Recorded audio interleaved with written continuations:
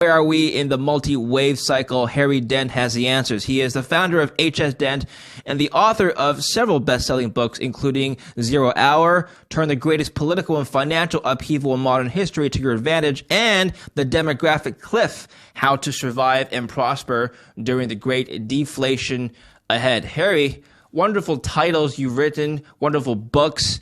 Everyone should check out your site, hsdent, or harrydent.com rather, and your newsletter. Welcome to my show. Nice to be back, David. You're calling for possibly the greatest crash in our lifetime. We already had a pretty big downturn last year. The S&P 500 was down 18% year on year, but that's not it. That's not the crash you're talking about? Right, and in the 2008-9 crash was 57% on the S&P 500. So yes, no, this is basically what that crash should have been. People didn't notice, it's pretty obvious.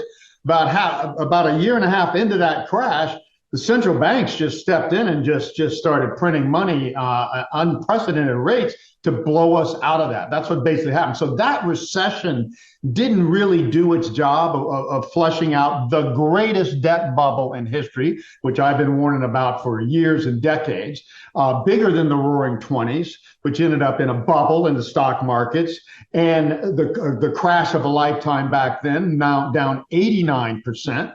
For the Dow, which was the leading index back then. I'm predicting as much as 86% for the S&P 500 in this crash and 92% on the NASDAQ. So in that realm of something you only literally see once in a lifetime, if that. So this is nothing. This is what my point is. Most financial advisors are right most of the time. You can just sit through most corrections and rebalance and that sort of stuff because it's not easy to time the market, as most people know. Okay, but this is so important that I am timing the market. I warned about this in my newsletter, off the charts.